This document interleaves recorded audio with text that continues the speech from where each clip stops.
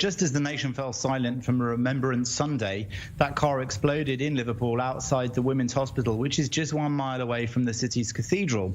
And there, a Remembrance Sunday service was taking place, attended by around 2,000 people. Remembrance Sunday is when the UK remembers the contribution of military and civilian servicemen and women in the 2 world wars and later conflicts. Now, that passenger in the taxi was killed in the explosion. The driver, named locally as David Perry, was initially reported to have locked the passenger inside the vehicle, having noticed he was carrying a device.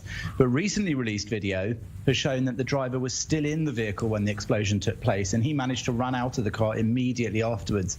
The driver was released from hospital last night after being treated miraculously just for cuts and burns. 3 men have been arrested under the Terrorism Act. They're aged 21, 26 and 29, and 2 streets have been cordoned off as police carry out their investigations with armed officers seen in attendance.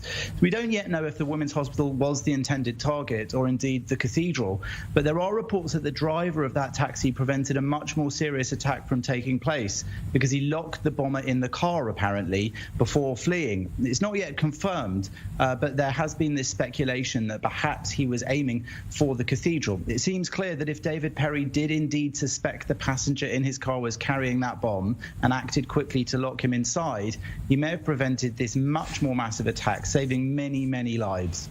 Certainly applaud the awareness of a taxi driver in Liverpool, not exactly on terror alert from a day-to-day perspective here, but you mentioned they've arrested 3 suspects here. Is there thought to be a wider terror organization at play? What else have they said?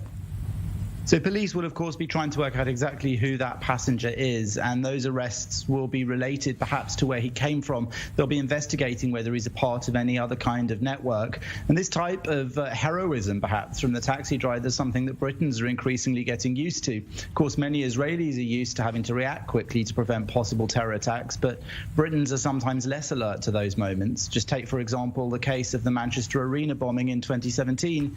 And there, a security guard in the arena suspected the bomber was carrying a large bag, looked suspicious, but failed to take preventative action because he was afraid of seeming racist.